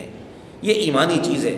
بعض اس پر اعتراض کرتے ہیں کہ دیکھو زمانہ ٹیکنالوجی کا ہے، تم پھر بھی یہ کہتے ہو کہ یہ آیت پڑھو، فلاں آیت پڑھو، تو میں سمجھتا ہوں ٹیکنالوجی کا عروج بھی ہے اور زمانہ بھی ہے، مگر ٹیکنالوجی کی وہاں تک رسائی نہیں جہاں تک ایمانی حرارت کی رسائی ہے، لہٰذا ٹیکنالوجی کیا کرے گی؟ عزیزان محترم، جب زلزلہ آیا تھا 2005 میں، اس وقت بحث چل رہی تھی کہ اب ہمیں کوئی بندوبست کرنا چاہیے کہ زمین زلزلوں سے بچ جائے، زمین کے اندر کچھ پلیٹیں ہیں ان کو سیدھا کر دیا جائے، ان کو الٹا کر دیا جائے، ان کی ایک ترکیب بنا دی جائے تاکہ آئندہ زلزلے نہ آئیں۔ عزیزان محترم، میں یہ بات یقین کے ساتھ کہہ سکتا ہوں کہ یہ فکر کامیاب کیسے ہو سکتی ہے؟ رب ذوالجلال کسی کو ہلانا چاہے اس کو کون روک سکتا ہے؟ ان عذاب ربک لواقع ما له من ضعف، جب اللہ کا عذاب آتا ہے تو دنیا کی کوئی طاقت اسے اللہ کے عذاب سے روک نہیں سکتی۔ عزیزان محترم، بندہ یہ چاہتا ہے اللہ تعالیٰ زمین کو ہلانا چاہے تو میں ہلنے نہ دوں، یہ اپنے بارے میں کہے کہ اللہ مجھے مارنا چاہے تو میں مروں گا نہیں۔ اگر بندہ آپ مرتا ہی نہیں تو پھر یہ کیسے کہہ سکتا ہے کہ میں ایسے بندوبست کر لوں گا کہ پھر کسی طرح زلزلے نہیں آ سکیں گے؟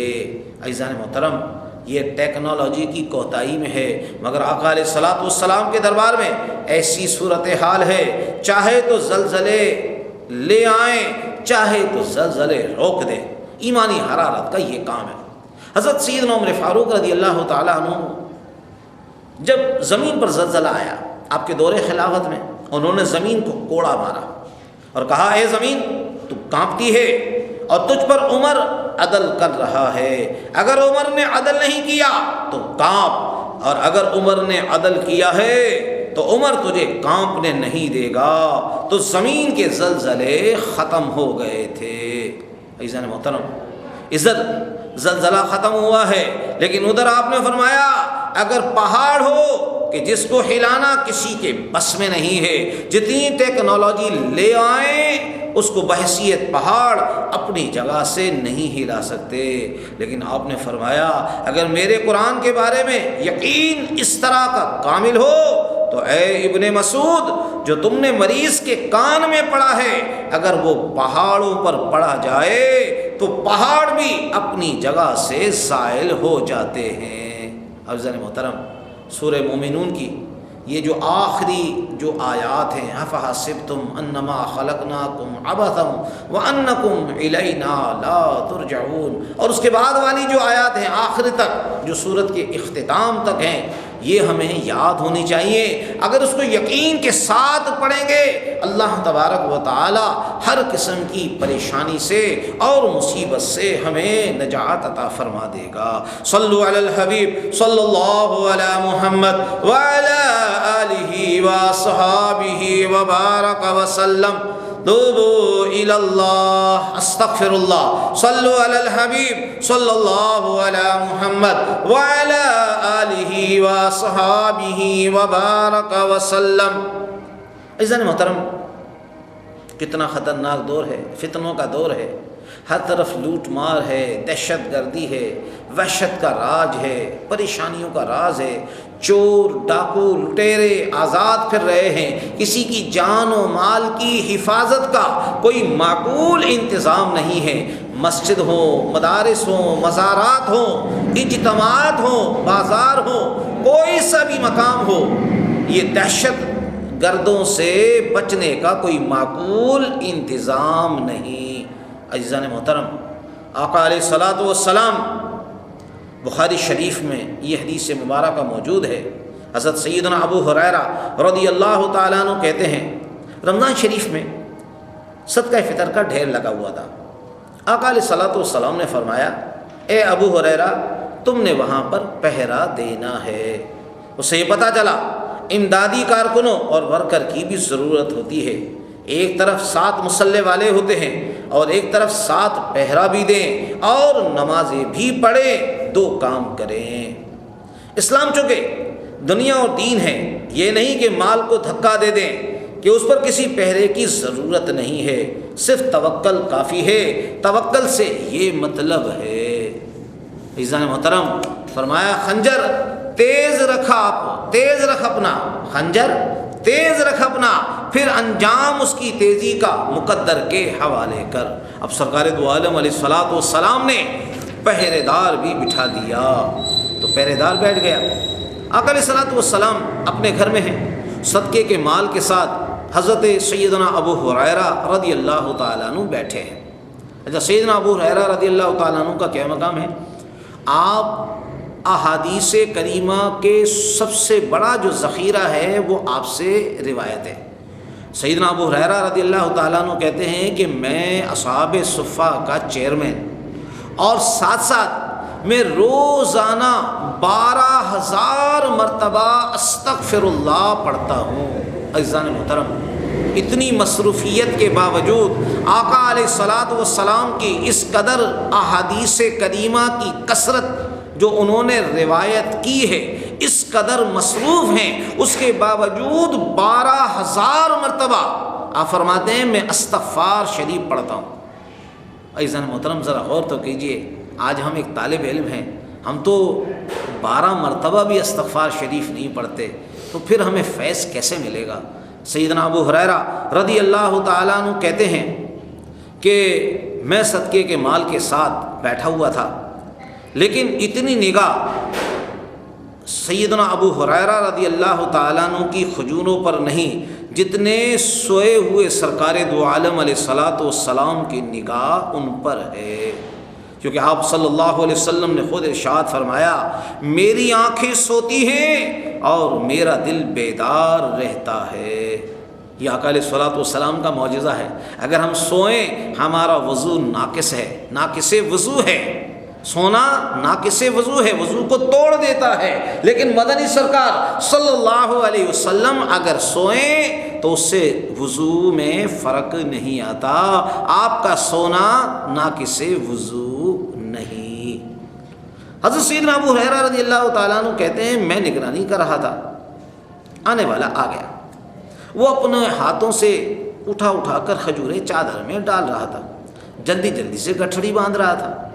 حضرت ابو ہریرہ رضی اللہ تعالیٰ عنہ فرماتے ہیں میں نے اس کو جا کر بازو سے پکڑ لیا، میں پہرا دے رہا ہوں اور تم چوری کرتے ہو، تمہیں شرم نہیں آئی؟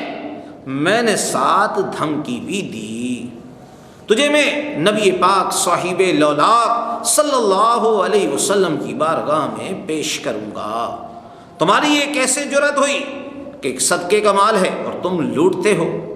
جس وقت آپ نے اسے پکڑا وہ بھی آخر بڑا شاطر تھا، کہنے لگا میں محتاج ہوں، بھوکا ہوں، نادار ہوں، بال بچے کا بڑا خرچہ ہے، بڑی اشد ضرورت ہے، گھر میں کچھ نہیں تھا، یہاں آ گیا ہوں، تم مجھے چھوڑ دو پھر میں نہیں آؤں گا۔ حضرت ابو ہریرہ رضی اللہ تعالیٰ عنہ کہتے ہیں میں نے اس کو چھوڑ دیا کہ میں آخر سرکار دو عالم علیہ الصلوۃ والسلام کا ایک خادم ہوں، بیچارہ وہ مجبور ہے، چلو چھوڑ دیتا ہوں۔ آپ نے اس کو چھوڑ دیا۔ صبح ہوئی، ابھی میں نے بتایا نہیں کہ رات کو کوئی آیا تھا یا نہیں آیا تھا۔ آقا علیہ الصلوۃ والسلام نے پہلے فرمایا اے ابو ہریرہ رات والے قیدی کا بتاؤ، اس نے کیا کہا، اس کا معاملہ کیا ہے؟ حضرت ابو ہریرہ رضی اللہ تعالیٰ عنہ سمجھ گئے کہ اگرچہ پہرا میں دے رہا تھا مگر رب نے جن کو شاہد بنایا ہے، اللہ اکبر، کیونکہ اللہ تعالیٰ نے اپنے محبوب کی شان بیان فرمائی، یا ایھا النبی انا ارسلناک شاہدا، اے غیب کی خبر دینے والے نبی، بے شک ہم نے آپ کو شاہد یعنی گواہ بنا کر بھیجا۔ ان کا پہرا بڑا پہرا ہے، یہ حاضر و ناظر نبی کا پہرا ہے، پہرے بٹھا کے بھی اس کے اوپر ایک اور پہرا ہے۔ عزیزان محترم، پھر اللہ تعالیٰ کی نظر کا پھیرا ہے۔ آپ نے پوچھا رات والے قیدی کا معاملہ تو بتاؤ۔ میں نے عرض کیا یا رسول اللہ صلی اللہ علیہ وسلم، وہ بیچارہ بڑا ہی پریشان تھا، محتاج تھا، اس کا بہت زیادہ وہ عیالدار تھا، اس نے بڑی منتیں کی، مجھے اس پر رحم آیا، میں نے اس کو چھوڑ دیا، اس نے مجھ سے وعدہ کیا کہ آئندہ میں نہیں آؤں گا۔ آقا علیہ الصلوۃ والسلام نے فرمایا پہلے نمبر تو یہ بات ہے کہ اس نے جو تجھے کہا کہ میرے بچے بڑے بھوکے ہیں، میں بھی بڑا بھوکا ہوں، یہ اس نے جھوٹ بولا ہے۔ دوسرے نمبر پر جو اس نے کہا کہ میں اب نہیں آؤں گا، یہ بھی اس نے جھوٹ بولا ہے۔ میں تمہیں بتا دوں کہ وہ پھر لوٹ کے آئے گا۔ اب لوگ کہتے ہیں کہ ان کو دیوار کے پیچھے کی خبر نہیں ہے، یہ منافق لوگ، یہ گستاخ رسول، آقا علیہ الصلوۃ والسلام کی شان میں بے ادبی کرنے والے کہ نبی کو کچھ پتہ نہیں۔ عزیزان محترم، صحابہ کہتے ہیں کہ ان کو ہر بار کی خبر ہے۔ اب دیکھیے آقا علیہ الصلوۃ والسلام نے وہ باتیں بھی بتا دی اور ان پر فیصلہ بھی دے دیا، جو باتیں سنی تو حضرت ابو ہریرہ رضی اللہ تعالیٰ عنہ ہیں، وہ کہتے ہیں کہ سرکار فرمانے لگے یہ سچ نہیں، جھوٹ ہے جو تم نے سنا ہے، اور تم جو کہتے ہو کہ وہ آئندہ نہیں آئے گا، میں کہتا ہوں وہ آئے گا۔ حضرت ابو ہریرہ رضی اللہ تعالیٰ عنہ کا یقین دیکھو۔ اب دیکھیے صحابہ کرام کا عقیدہ، صحابہ کرام کا عقیدہ تھا، یہ اہل سنت کے جو عقائد ہیں وہ صحابہ کرام کے عین مطابق ہیں، ان کے عقائد کے مطابق ہیں۔ سیدنا ابو ہریرہ رضی اللہ تعالیٰ عنہ کا یقین دیکھو اور رب کا شکر ادا کرو کہ اللہ تعالیٰ نے آج اہل سنت یا رسول اللہ کہنے والوں کو آج ہمیں بھی وہ یقین عطا فرمایا ہے۔ بہکنے والے بہک گئے، گرنے والے گر گئے، بھٹکنے والے بھٹک گئے، اور ہم یا رسول اللہ صلی اللہ علیہ وسلم کہنے والے مسلکن بریلوی پھر بھی صراط مستقیم پر جا رہے ہیں۔ آقا علیہ الصلوۃ والسلام نے جس وقت یہ خبر دی کہ وہ دوبارہ آئے گا تو سیدنا ابو ہریرہ رضی اللہ تعالیٰ عنہ کہتے ہیں مجھے معرفت آ گئی کہ وہ دوبارہ آئے گا۔ کیوں؟ چونکہ یہ بات تو ہے مستقبل کی کہ وہ آئے گا یا نہیں آئے گا۔ حضرت ابو ہریرہ رضی اللہ تعالیٰ عنہ کہتے ہیں میرا یقین ہے کہ وہ آئے گا۔ کیوں آئے گا؟ حضرت ابو ہریرہ رضی اللہ تعالیٰ عنہ کہتے ہیں کہ چونکہ مدنی سرکار ذوالقبلتین صلی اللہ علیہ وسلم نے فرمایا کہ وہ آئے گا۔ اب اگر مستقبل کی خبر دینا جرم ہوتا یا معاذ اللہ شرک ہوتا تو میرے آقا صلی اللہ علیہ وسلم خبر کیوں دیتے؟ اور مستقبل کی خبر پر سرکار کے بارے میں یہ یقین رکھنا کہ چونکہ میرے آقا نے خبر دی ہے یہ کام مستقبل میں ضرور ہوگا، اس خبر کو صحیح خبر سمجھنا اور غیب کی خبر پر عقیدہ بنا لینا، یہ میرے اور آپ کے جو تاجدار ہیں آقا علیہ الصلوۃ والسلام کے صحابہ کرام ہیں ان کا عقیدہ تھا اور ان سے یہ ثابت ہے۔ حضرت ابو ہریرہ رضی اللہ تعالیٰ عنہ کہتے ہیں مجھے یقین ہو گیا کہ وہ آئے گا، کیونکہ آقا علیہ الصلوۃ والسلام نے فرمایا تھا۔ اچھا، حضرت ابو ہریرہ رضی اللہ تعالیٰ عنہ کہتے ہیں میں پہرا دے رہا تھا، میں اس انتظار میں تھا کہ وہ ضرور آئے گا۔ وہ چور اچانک آیا اور دونوں ہاتھوں سے کھجور چادر میں ڈالنے لگا۔ حضرت سیدنا ابو ہریرہ رضی اللہ تعالیٰ عنہ نے پھر پکڑ لیا اور کہنے لگے کل بھی میں نے تجھے پکڑا اور چھوڑ دیا تھا، آج تو پھر آ گیا ہے۔ تو وہ کہنے لگا نہیں نہیں، آج بڑی مجبوری ہو گئی ہے، بڑے مسائل بن گئے ہیں، بہت لمبا سفر تھا، میں تھک گیا ہوں، کچھ کھانے کے لیے نہیں تھا، اس واسطے میں کھجوریں لینے لگا ہوں۔ حضرت ابو ہریرہ رضی اللہ تعالیٰ عنہ کہتے ہیں دل میں پھر رحم آ گیا اور آپ نے پھر اس کو چھوڑ دیا۔ جب صبح ہوئی اور میں سرکار دو عالم نور مجسم رحمت عالمیان صلی اللہ علیہ وسلم کی بارگاہ میں پھر حاضر ہوا تو آقا علیہ الصلوۃ والسلام نے پھر پوچھا اے ابو ہریرہ رات والے قیدی کا معاملہ کیا ہوا؟ حضرت ابو ہریرہ کہتے ہیں کہ یا رسول اللہ آپ کے بتانے کے مطابق وہ چور آیا تھا، چوری بھی کی، میں نے اس کو پکڑ بھی لیا، لیکن اس نے بڑی منتیں کی کہ میں بھوکا ہوں، بہت زیادہ پریشانی ہے، میرے آقا صلی اللہ علیہ وسلم میں نے اس کو چھوڑ دیا۔ مدنی سرکار صلی اللہ علیہ وسلم نے فرمایا اس نے جھوٹ بولا ہے، یاد رکھو وہ پھر آئے گا۔ اب دیکھیے آقا علیہ الصلوۃ والسلام پھر فرما رہے ہیں وہ پھر آئے گا۔ اب حضرت ابو ہریرہ رضی اللہ تعالیٰ عنہ کہتے ہیں مجھے یقین تھا کہ آج وہ پھر آئے گا، اب میں نے دل میں پکا عہد کر لیا کہ اب اسے میں آج نہیں چھوڑوں گا، ایک بار آئے تو صحیح، میں اس کو پکڑ کر آقا علیہ الصلوۃ والسلام کی بارگاہ میں پیش کر دوں گا۔ حضرت سیدنا ابو ہریرہ رضی اللہ تعالیٰ عنہ کہتے ہیں رات کا وقت ہوا، وہ پھر آ نکلا، چوری کی، یہ تیسری بار تھی۔ جب اس نے کھجوریں اٹھائیں میں نے اس کو رنگے ہاتھوں پکڑ لیا اور میں نے کہا کہ آج میں تجھے نہیں چھوڑوں گا، تو نے کل اور پرسوں کہا تھا میں نہیں آؤں گا، پھر تو کیوں آیا؟ حضرت ابو ہریرہ رضی اللہ تعالیٰ عنہ نے ڈانٹا، اس نے بھی سمجھا کہ آج مسئلہ کچھ گڑبڑ ہو گیا ہے، یہ جو مجھے حوالہ دے رہے ہیں کہ تو نے جو کہا تھا میں نہیں آؤں گا پھر تو کیوں آیا ہے۔ حضرت ابو ہریرہ رضی اللہ تعالیٰ عنہ کی سختی پر اس نے سمجھا کہ انہوں نے گھر بار دین پڑھنے کے لیے چھوڑا ہوا ہے، ان کو میں اچھا سا نسخہ بتا دیتا ہوں، ایک سبق دے دیتا ہوں اور اس کے عوض رہائی کروا لیتا ہوں۔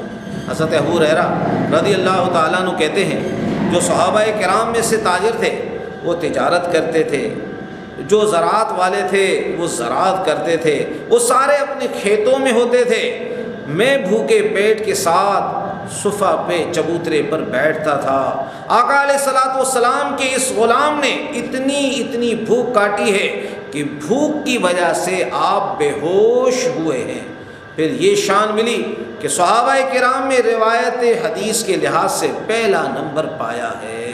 عزیزان محترم، آج بھی ایک ہمارے لیے ایک مدنی پھول ہے کہ اگر کوئی شخص یہ چاہتا ہے کہ میں پڑھ بھی جاؤں اور مجھے تکلیف بھی نہ ہو تو یہ اس کی خام خیالی ہے۔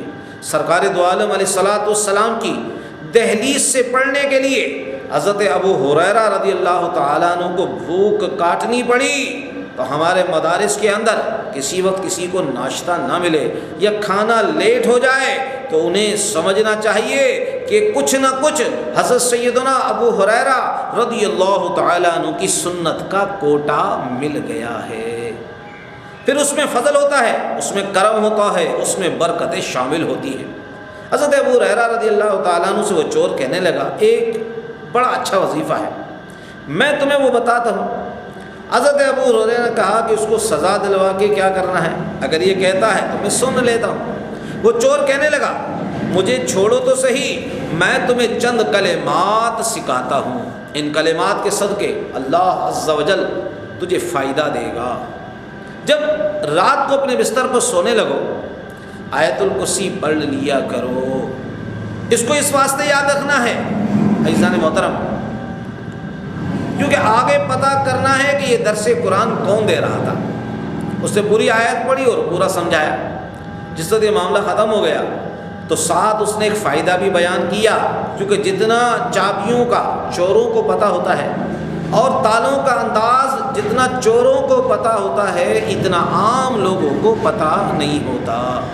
اس نے کہا یہ پڑھو گے تو اس کا فائدہ یہ ہے کہ اللہ عز و جل تمہارے گھر پر پہرے دار کھڑا کر دے گا، اللہ کی طرف سے ایک فرشتہ آ جائے گا جو تمہارے مال اور گھر کی حفاظت کرے گا۔ ساتھ کہنے لگا ایک بڑا خطرناک چور شیطان ہے، وہ شیطان بھی تمہارے قریب نہیں آئے گا۔ عزیزان محترم، تو فرشتہ جب تمہارے حفاظت کے لیے آئے گا تو فجر تک تمہاری جان بھی اور تمہارا مال محفوظ رہے گا۔ حضرت ابو ہریرہ رضی اللہ تعالیٰ عنہ کہتے ہیں میں نے یہ کہا کہ یہ وظیفہ بڑا اچھا ہے، چلو تم جاؤ۔ پھر وہ رہا ہو گیا۔ جب صبح ہوئی تو میں نے پھر آقا علیہ الصلوۃ والسلام کی بارگاہ میں حاضر ہوا۔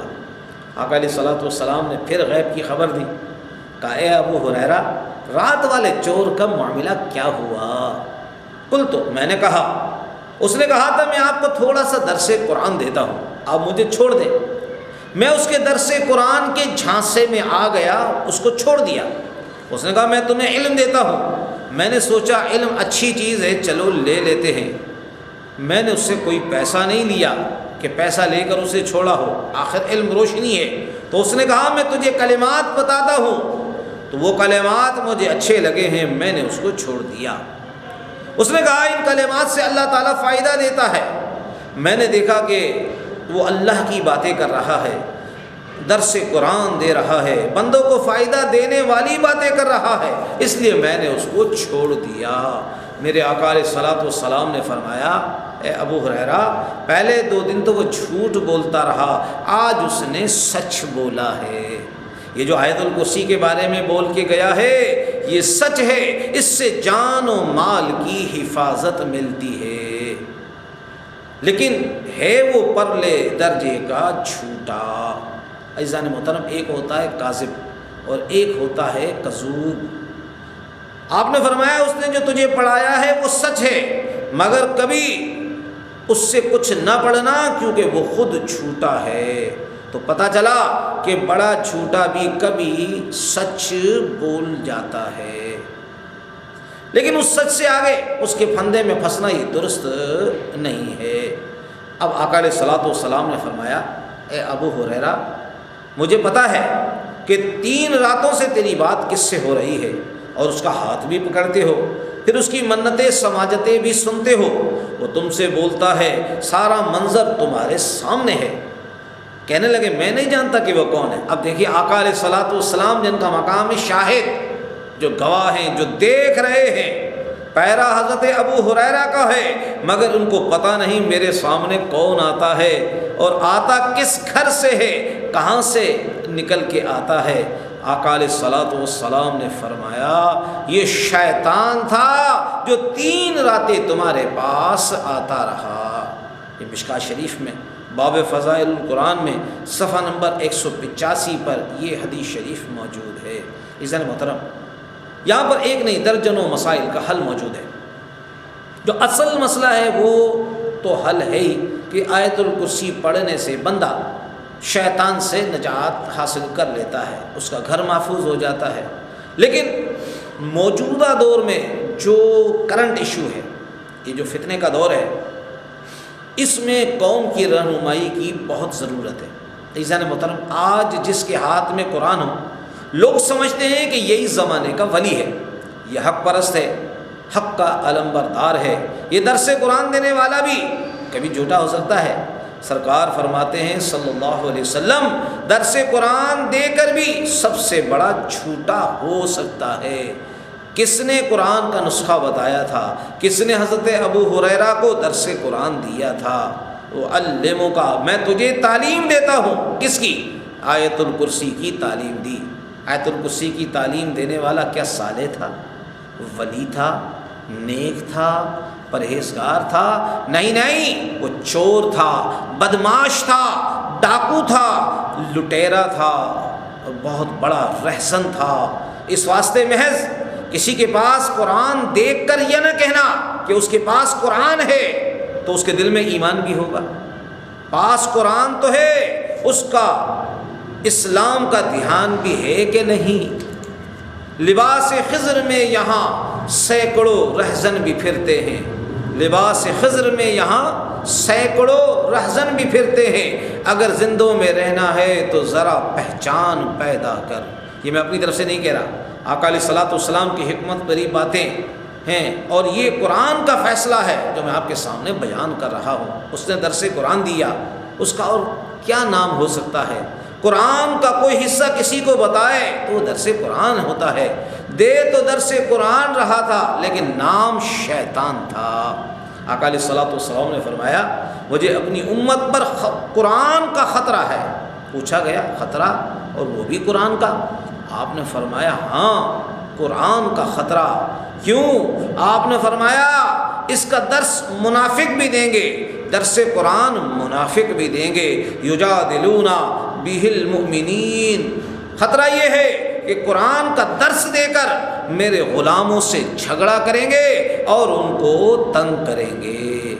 اب بھی کوئی کہہ سکتا ہے سرکار کو آج کی خبر نہیں تھی، آج کا یہ درس قرآن اور یہ شادی حال اور آج کے تزکیہ نفس کے کورس اور اندر میں بغض نبی صلی اللہ علیہ وسلم اور منافقت، کون کہتا ہے کہ آقا علیہ الصلوۃ والسلام کو خبر نہ تھی؟ ہر چیز کی خبر تھی، اس لیے آپ نے ہمیں بتایا اور یہ خبر دی کہ کچھ ایسے ہوں گے جو منافق ہوں گے، قرآن بھی ہاتھ میں ہوگا، ورنہ یہ امت کو بتانے کی کیا ضرورت تھی؟ پتہ چلا کہ ایسے حالات ہوں گے کہ مجھے امت پر قرآن کا خطرہ ہے، قرآن ان کے ہاتھ میں ہوگا، لیکن وہ یجادلون بہ المؤمنین، مومنین سے جھگڑا کریں گے۔ کن مومنوں سے؟ داتا صاحب کو بت کہیں گے، خواجہ اجمیری کے لیے صنم کا لفظ بولیں گے، اللہ نے جن کے قدموں کو صراط مستقیم بنایا ہے یہ ان کو اللہ کا دشمن بتائیں گے۔ عزیزان محترم، صراط الذین انعمت علیہم، یہ صراط مستقیم کا کس کا بورڈ لگا ہے؟ اللہ کے ولی کا۔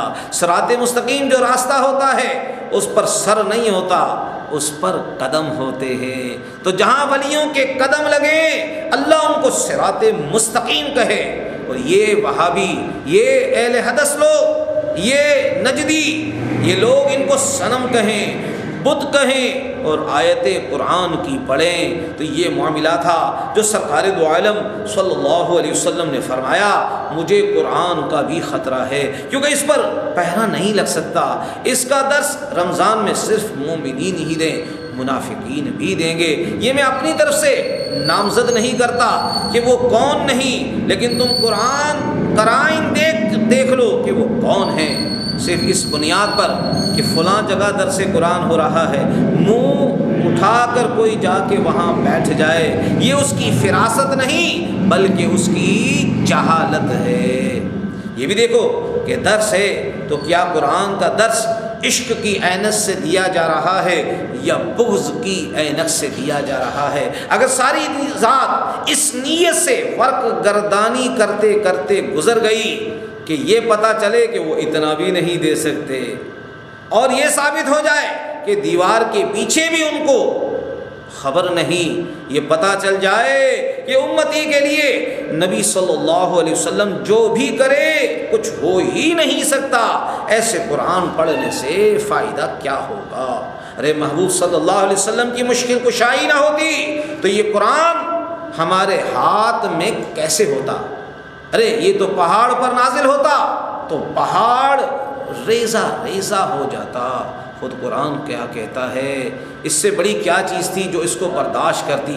کائنات میں کوئی ایسی چیز نہیں جس پر قرآن اتارا جا سکتا، اگر نہ اتارا جاتا تو لوح محفوظ پر رہتا، تو پھر وہاں کتنے جا کے حافظ بنتے، کتنے جا کے قاری بنتے، کتنے صوفی بنتے، کتنے مجاہد بنتے، ایک بھی نہ بنتا، کون جاتا اور پھر لوٹ کے واپس آتا۔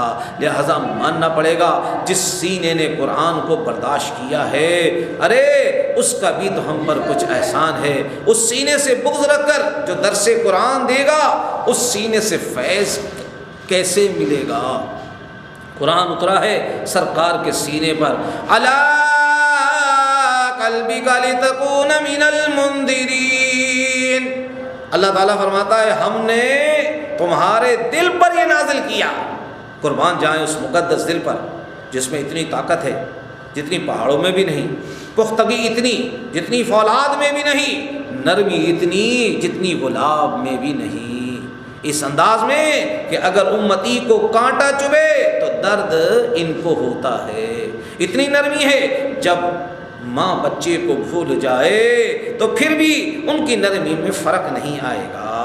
عزیزان محترم، یہ پہلی اکائی ہے، اس کو پلے باندھنا ایمان کا موسم ہے، تقوی کی بہار ہے۔ عزیزان محترم، ایک بات ذہن میں رکھ لیجئے، اس واسطے انہوں نے قرآن لوگوں کو دکھا دکھا کر قرآن کی آڑ میں چھپنے کی کوشش کی ہے، لوگوں سے فکر آخرت کی آڑ میں چھپنے کی کوشش کی ہے، لوگوں سے جنت کی باتیں اور دوزخ سے ڈراؤ اور عذاب کے مراحل کو آگے رکھ کے لوگوں نے اپنی چوریاں چھپانے کی کوشش کی ہے، مگر کون چھپ سکے گا؟ چور کی چوری کو میرے آقا ظاہر کرنا چاہیں تو چھپ کون سکے گا؟ یہاں سے کیا ثابت ہوا؟ جس وقت شیطان کہہ رہا تھا کہ تمہارے قریب شیطان نہیں آئے گا، تو پتہ چلا کبھی کبھی شیطان خود اپنے آپ سے بچاؤ کے بھی سبق دیتا ہے۔ خود شیطان ہے، کہتا ہے شیطان سے بچو، اپنے آپ کو جانتا ہے کہ میں شیطان ہوں، مگر لوگوں کے سامنے خلوص ظاہر کرنا چاہتا ہے کہ میرا شیطان سے کوئی تعلق نہیں، میرا دنیا سے کوئی تعلق نہیں، میرا مادہ پرستی سے کوئی تعلق نہیں، میرا یورپ اور برطانیہ سے کوئی تعلق نہیں، حالانکہ اندر سے پورا شیطان ہے۔ کہ شیطان بول رہا تھا کہ وظیفہ پڑھو گے شیطان سے بچ جاؤ گے۔ عزیزان محترم، سامنے سامنے اس کے خلاف تقریریں ہوتی ہیں، بولتے ہیں، جلسے کرتے ہیں۔ عزیزان محترم، ہمیں دور سے اس کی کھوج کی ضرورت نہیں ہے، میرے آقا علیہ الصلوۃ والسلام نے ان جملوں میں سب کچھ عطا فرما دیا ہے کہ یہ پڑھو گے تو بچ جاؤ گے، حالانکہ جو پڑھی جانے والی ہے وہ سچی ہے۔ عزیزان محترم، لہٰذا ریلیوں میں قرآن کی آیتیں سچی ہیں، اندر کے حسد اور اندر کے معاہدے، اندر کی خرید و فروخت اور اندر کے وہ سلسلے سارے اپنی جگہ پر اسی طرح کے ہیں۔ بے وجہ تو نہیں ہیں چمن کی تباہیاں، بے وجہ تو نہیں ہیں چمن کی تباہیاں، کچھ باغ باہیں برق و شرط سے ملے ہوئے، یہ بلا وجہ نظر بندیاں، دھوکے اور فراڈ، یہ سب کچھ جھوٹ ہے۔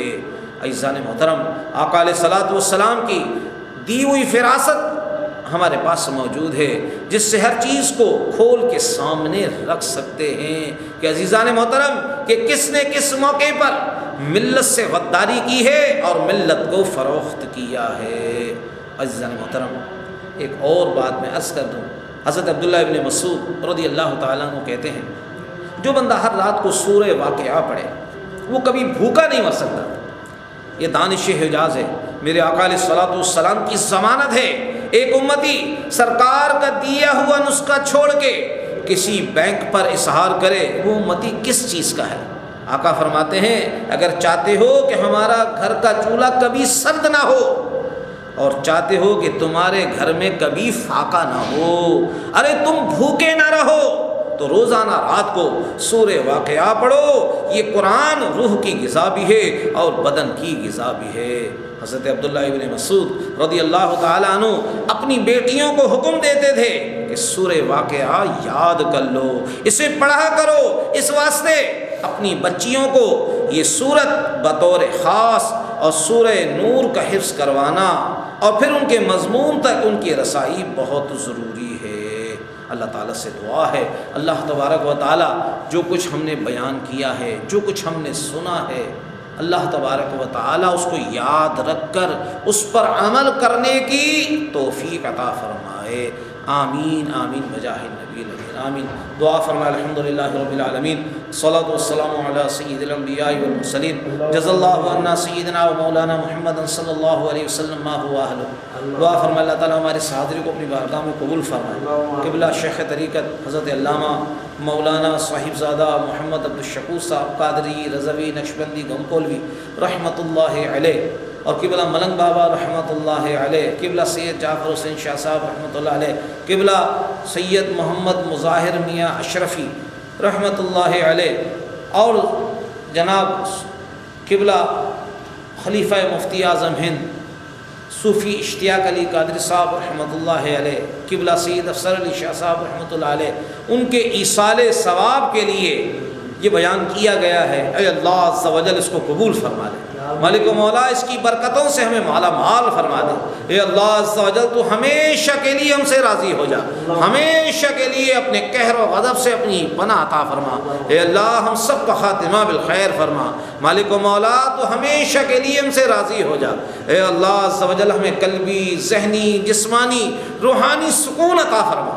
اے اللہ جس طرح یہ ہستیاں، یہ مشائخ عظام دین پر استقامت کے ساتھ ڈٹے رہے، اے اللہ عز و جل تو ہمیں بھی دین متین پر استقامت عطا فرما، اپنے محبوب علیہ الصلوۃ والسلام کی سچی اور پکی غلامی عطا فرما۔ اے اللہ ہمیں قلبی، ذہنی، جسمانی، روحانی سکون عطا فرما، مالک و مولا ہم سب کا خاتمہ بالخیر فرما۔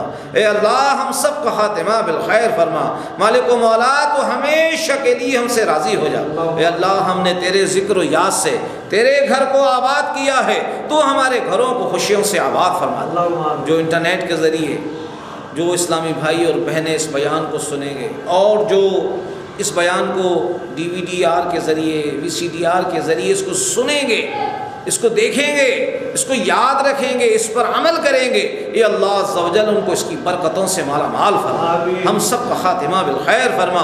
مالک و مولا بار بار، ہزار بار مدینہ پاک کی حاضری کا شرف عطا فرما۔ مالک و مولا آقا علیہ الصلوۃ والسلام کے نور سے ہمارے ظاہر و باطن کو روشن فرما دے۔ اے اللہ اللہم انی اعوذ بک من ابلیس و جنودہ، اے اللہ عز و جل ہم تیری پناہ مانگتے ہیں ابلیس اور اس کے لشکر سے۔ اے اللہ ہماری بھی، ہمارے اہل و عیال کی بھی، اور آقا علیہ الصلوۃ والسلام کی ساری امت کی ابلیس اور اس کے لشکریوں سے اے اللہ ان کی حفاظت فرما۔ اے اللہ تیری بارگاہ میں نبی رحمت کا واسطہ پیش کرتے ہیں، آقا علیہ الصلوۃ والسلام کو تیری بارگاہ میں وسیلہ بنا کر حاضر ہوتے ہیں۔ اے اللہ ہمیں ایمان پر استقامت عطا فرما، تیرے محبوب علیہ الصلوۃ والسلام کی سفارش کو، وسیلے کو ہمارے حق میں قبول فرما لے، ہمارے اہل و عیال کو آقا علیہ الصلوۃ والسلام کا، نبی پاک صاحب الاولاق صلی اللہ علیہ وسلم کا سچا اور پکا غلام بنا دے۔ یا اللہ عز و جل ہم سب کا خاتمہ بالخیر فرما۔ اے اللہ عز و جل جو حضرت کے صاحبزادگان ہیں، اے اللہ ان کو اس صدمے پر صبر جمیل عطا فرما، اور مالک و مولا جو حضرت سے وابستگان ہیں، قبلہ کی پیر صاحب رحمۃ اللہ علیہ سے جو بیعت تھے، مالک و مولا سلسلہ عالیہ نقشبندیہ قادریہ میں جو شامل ہیں، مالک و مولا ان کو اس صدمے پر صبر اور صبر پر اجر عظیم عطا فرما۔ اے اللہ عز و جل ان بزرگوں کا فیضان ہمیں عطا فرما، یہاں پر بھی، قبر میں بھی، آخرت میں بھی ان بزرگوں کی نگاہ کرم اور فیضان کا ہمیں ساتھ عطا فرما۔ اے اللہ ہم سب کا خاتمہ بالخیر فرما۔ اے اللہ ہم اپنے ایمان کی تجدید کرتے ہیں، اشہد ان لا الہ الا اللہ وحدہ لا شریک لہ واشہد ان محمدا عبدہ ورسولہ۔ اے اللہ تو ہمیشہ کے لیے ہم سے راضی ہو جا، ہمارے کاروبار میں، ہماری جان میں، مال میں، ایمان میں، عزت و آبرو میں، سب چیزوں میں خیر و برکت عطا فرما، ہم سب کا خاتمہ بالخیر فرما۔ یا اللہ عز و جل ہماری جان میں، مال میں، ایمان میں برکت عطا فرما، ہمیں نگاہوں کا قفل مدینہ عطا فرما، ہمیں زبان کا قفل مدینہ عطا فرما۔ اے اللہ ہمارے جسم کے ہر عضو کو تیرے اور تیرے نبی عز و جل صلی اللہ علیہ وسلم کا اطاعت گزار، مطیع اور فرما بردار بنا دے۔ اے اللہ ہمارے گھروں میں خوشیوں کو داخل فرما دے، قلب و نظر کو پاکیزگی عطا فرما. اللہم ربنا آتنا فی الدنیا حسنہ وفی الآخرۃ حسنہ وقنا عذاب النار. ان اللہ وملائکتہ یصلون علی النبی یا ایھا الذین آمنوا صلوا علیہ وسلموا تسلیما.